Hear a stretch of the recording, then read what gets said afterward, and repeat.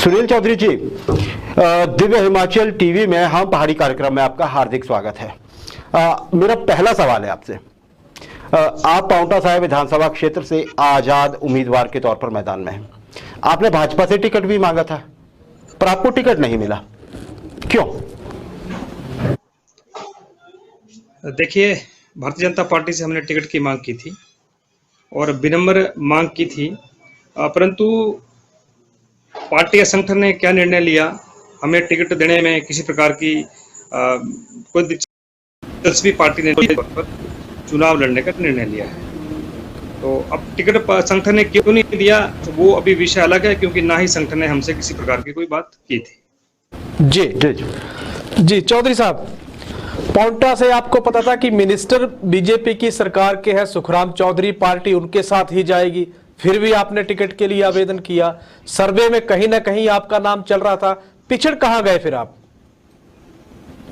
देखिए, पार्टी ने इस तरह का निर्णय क्यों लिया है वो हमारे ध्यान से परे है, परंतु पांवटा साहिब के अंदर जो सर्वे हुए, जो हमारी नॉलेज में है, जो पत्रकार बंधुओं से हमें ज्ञात हुए हैं, उसमें एक टिकट मिलने से पहले एक जो सर्वे में हमने पाया कि भारतीय जनता पार्टी पांवटा से जीत रही थी, लेकिन जो पूर्व में मंत्री हैं, जो वर्तमान में मंत्री हैं हमारे आदरणीय सुखराम चौधरी जी, वो सर्वे में कहीं ना कहीं फेल हो रहे थे।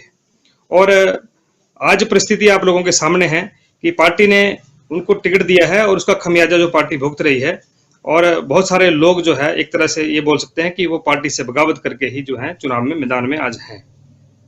जी, अच्छा, मतलब आपको भाजपा के लोगों का भी साथ मिल रहा है अपने अभियान के दौरान। अच्छा, मुझे एक चीज बताइए आप चौधरी साहब, देखिए, एक निर्दलीय प्रत्याशी के लिए चुनौतियां बड़ी होती हैं। एक तो इलेक्शन में चलिए उतरना ही है, बिना पार्टी के उतरना है। दूसरा, जो जनता होती है वो दो पार्टियों में बटी होती है हिमाचल में अक्सर, या भाजपा के लोग या कांग्रेस से जुड़े हुए लोग।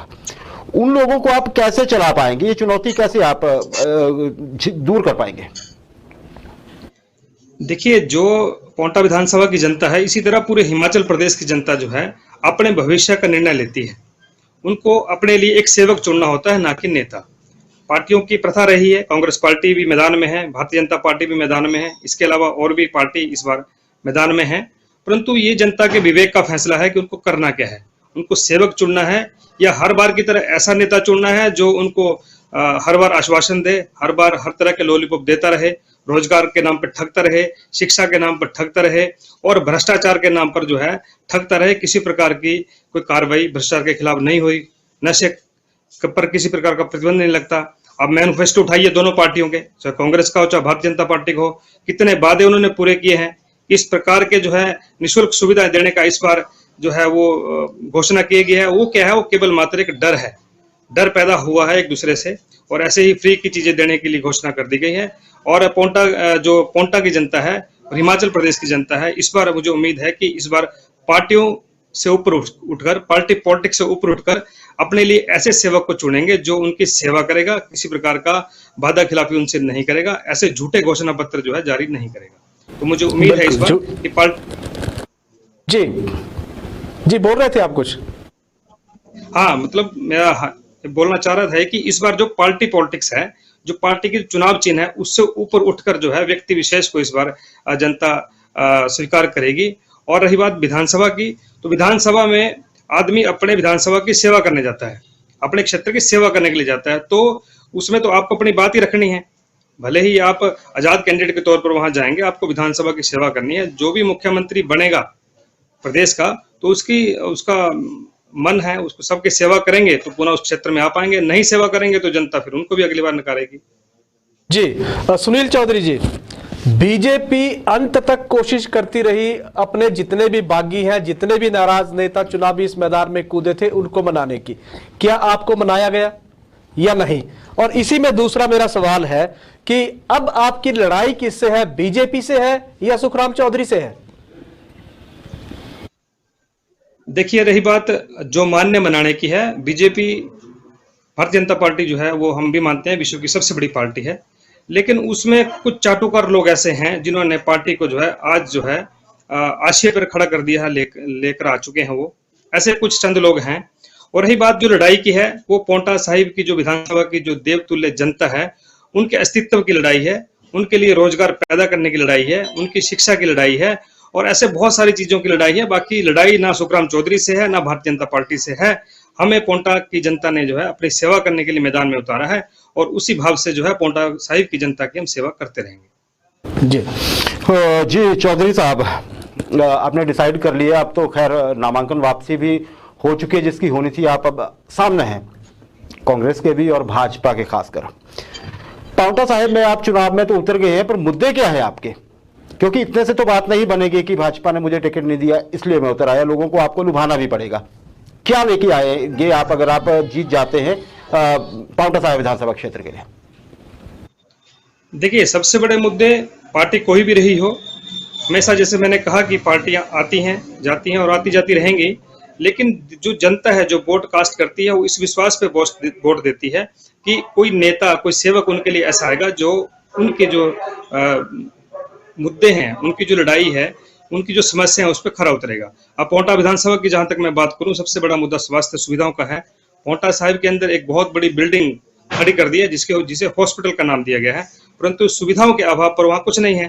कांग्रेस पार्टी भी सत्ता में रही, भारतीय जनता पार्टी भी सत्ता में रही, एक रिबन शिलान्यास का काटते हैं, एक उद्घाटन का काटते हैं, लेकिन जो सुविधाएं देने की बात होती है तो उसमें कुछ होता नहीं है।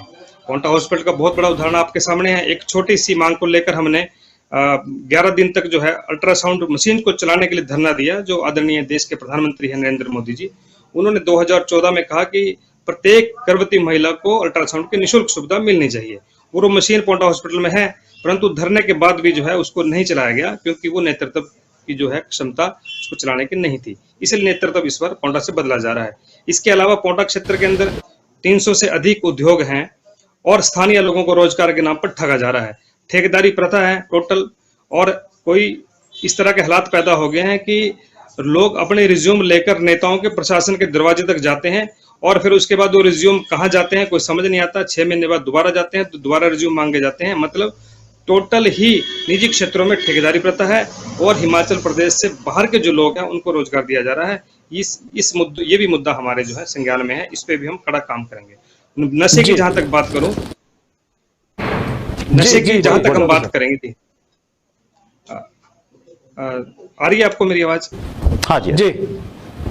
नशे की जहां तक मैं बात करूं, नशे का कारोबार इस तरह से पोंटा फैला हुआ है, हरियाणा और उत्तराखंड से हमारी सीमाएं लगती हैं और वो आपसी तालमेल के कारण नशा जो है पोंटा में बिक रहा है। वरना प्रशासन हमारे पास है, पुलिस प्रशासन हमारे पास है, परंतु जब कोई ऐसा व्यक्ति पकड़ा जाता है नशे का जो कारोबार करता है, उसको बचाता संरक्षण भी जो राजनेता देते हैं उस पर पूर्णतः अंकुश लगाया जाएगा, ऐसा मैं आपको विश्वास दिलाता हूँ।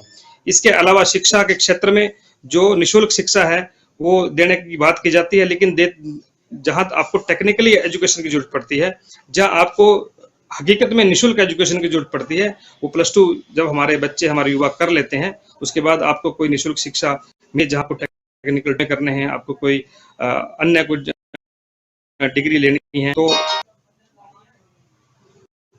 तो उस केस में भी जो हमारे जो दर्द के ठोकरे खाते हैं उनको जो है मिल पाती है। जी जी जी चौधरी साहब, मेरा आखिरी सवाल है, 2 हिस्सों में सवाल रहेगा।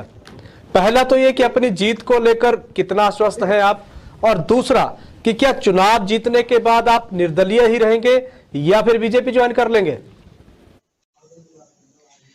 देखिए, पोंटा की जो जनता है इस बार उन्होंने बदलाव का मन बनाया है और मुझे उम्मीद है कि पूर्व में जो दोनों विधायक रहे हैं, एक विधायक के ऊपर ये इल्जाम है कि वो जनता के बीच आए नहीं है, ये जनता जानती है। दूसरे विधायक ये हैं कि जो आज लोगों को सोने नहीं दे रहे हैं, रात को 2-2 बजे तक जगाते हैं, लोगों को उठाकर मीटिंगें कर रहे हैं। 25 साल से राजनीति में हैं, तो ऐसा बदलाव होगा। ऐसे विधायकों को मेरा अनुरोध रहेगा जनता से ना चुने जो अभी केवल मात्र 15 दिन आपको 1 बजे, 2 बजे, 3 बजे रात को उठाकर आपसे वोट की अपील कर रहे हैं। उनसे 25 साल का आप इतिहास मांगिए, क्योंकि आज आपको जगाएंगे, फिर वो अपने आप पूरे 5 साल जो है आराम से सोएंगे। और दूसरी बात जो आपने कही कि मैं एक निर्दलीय विधायक तौर पर इस बार चुनाव लड़ रहा हूं, अगर मुझे पोंटा की जनता का आशीर्वाद प्राप्त होता है तो भारतीय जनता पार्टी का मैं सदस्य हूं, मुझे पार्टी ने किसी प्रकार का निलंबन पत्र नहीं दिया है, तो स्वाभाविक तौर पर पोंटा की जो समस्त जनता है सबके लिए काम किया जाएगा। किसी भी पार्टी विशेष का व्यक्ति हो, सबके काम किए जाएंगे और अगर मैं विधानसभा पहुंचता हूं तो स्वाभाविक तौर पर जो मैं भारतीय जनता पार्टी को समर्थन दूंगा। बीजेपी से ही जुड़ेंगे आप? जी जी, तो सुनील चौधरी साहब, आप जुड़े, हमें पता है आप बहुत व्यस्त थे, फिर भी आपने समय निकाला है, इसके लिए धन्यवाद। उम्मीद है पाउंटा की जनता खासकर आपको देख रही होगी और वो फिर फैसला करेगी सोच समझ कर। आपका धन्यवाद। बहुत बहुत धन्यवाद।